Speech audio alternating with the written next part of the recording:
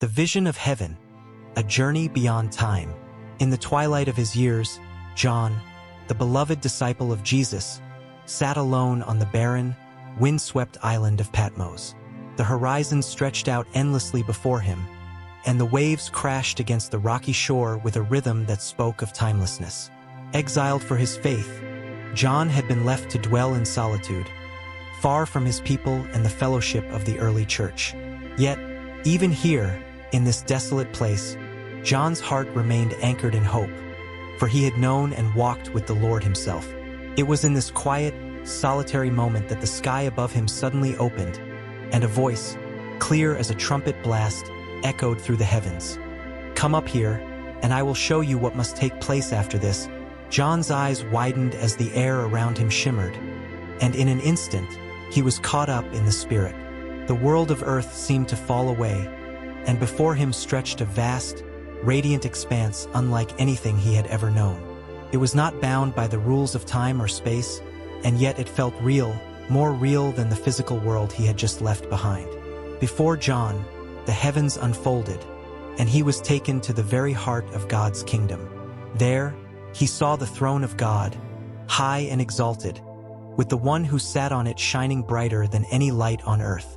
Surrounding the throne were 4 living creatures, majestic beings unlike any seen by human eyes. They had the faces of a lion, an ox, a man, and an eagle, each representing the fullness of creation, and day and night. They never ceased to say, "Holy, holy, holy is the Lord God Almighty, who was and is to come." Around the throne, John saw 24 elders, clothed in white robes with crowns of gold upon their heads. These were the saints of old, representatives of all who had lived faithful lives, and they cast their crowns before the throne, bowing in worship and reverence. The air was filled with the sound of their voices and the songs of multitudes, praising God for his power, wisdom, and love. As John gazed upon the scene, his spirit trembled in awe. But the vision did not end there. A great angel, his wings vast and shimmering like the morning sun, took John's hand and led him beyond the throne to a city, unlike any city ever seen on earth. The angel spoke to John, his voice like the sound of rushing waters. "This is the New Jerusalem, the holy city, coming down out of heaven from God, prepared as a bride adorned for her husband." The city descended from the heavens, glowing with the glory of God. Its radiance was like a rare jewel, clear as crystal, shimmering in every color of the rainbow. John's eyes beheld its vast walls, built of jasper, and the foundations of the walls were adorned with every kind of precious stone. Each foundation layer was a different gemstone: emerald, sapphire, ruby, and amethyst, all glowing in harmony. The gates of the city were magnificent, 12 gates in total, each fashioned from a single flawless pearl. Above each gate was inscribed the name of one of the 12 tribes of Israel. The gates were always open, for in this city there was no danger, no night, no fear. The gates welcomed all who were faithful to enter into the eternal presence of God. John stepped through one of these gates, and what he saw within took his breath away. The streets of the city were paved with gold, but it was not the gold of the earth. This gold was so pure, it was like glass, reflecting the glory of God in every direction. The city itself seemed to glow with an inner light, for the presence of God filled it completely. There was no temple in the city, for the Lord God Almighty and the Lamb, Jesus Christ, were its temple. Their glory was the light by which the city shone, brighter than the sun. In the center of the city, John saw the river of the water of life, flowing from the very throne of God. It was crystal clear, sparkling as it made its way through the streets of the city. This river was not like the rivers of earth, often polluted or dangerous. This river brought life, unending and abundant. Its waters glistened with the purity of God's love and peace. Beside the river grew the tree of life, large and majestic, with branches that stretched out over the water.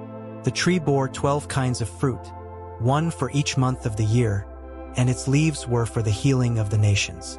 In this place, all divisions between peoples and countries had ceased. No more war, no more strife. The nations of the earth, once divided by hatred, were now united in peace, healed by the very hand of God. The angel turned to John and said, "No longer will there be anything accursed, but the throne of God and of the Lamb will be in it, and his servants will worship him. They will see his face, and his name will be on their foreheads." John's heart swelled with joy as he realized what this meant. Here, in this new heaven and new earth, God's people would dwell with him forever. They would not simply serve him from afar, but would walk in his presence, basking in his love and light for all eternity. There would be no more sin, no more sorrow.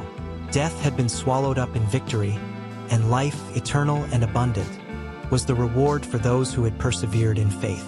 As John continued to walk through the city, he saw the multitudes of those who had gone before him. Men and women from every tribe, tongue, and nation were there, clothed in white robes, their faces radiant with joy. They had overcome the trials of life, had fought the good fight, and now they stood before the throne of God, singing songs of praise that echoed throughout the heavenly realm. Their voices were like a symphony, blending together in perfect harmony, lifting up praises to the Lamb who was slain, but who now lived forevermore. Children laughed and played in the streets, their faces lit with a joy that knew no end. The elderly, once burdened by the aches of earthly life, now walked with strength and vitality, their bodies renewed. Friends and family who had been separated by death were reunited, embracing with tears of joy, for in this place there was no separation, only eternal fellowship. Everywhere John looked, he saw the marks of God's creative power and his deep love for his people. The colors of heaven were more vivid than anything he had seen on earth, with shades and hues beyond human comprehension. The air itself seemed to be filled with the fragrance of flowers and the sweet sound of laughter. Peace reigned in every heart, and joy was the very air they breathed. And then John saw the Lamb, Jesus Christ himself, the one who had redeemed them all. His face shone with love, and his eyes, full of compassion, met John's gaze. The Lamb was at the center of it all, for through his sacrifice, this glorious heaven had been made possible. He walked among his people, speaking to them, wiping away their tears, and promising them eternal peace. As John's vision began to fade, he heard a voice, powerful yet tender, say, "Behold, I am making all things new. Write this down, for these words are trustworthy and true. To the thirsty, I will give from the spring of the water of life without payment. The one who conquers will have this heritage, and I will be his God, and he will be my son." With these words ringing in his heart, John awoke from the vision. The winds of Patmos still blew around him, but everything had changed. Though he remained in exile, he carried within him the promise of that eternal city, the New Jerusalem, where all things would be made right.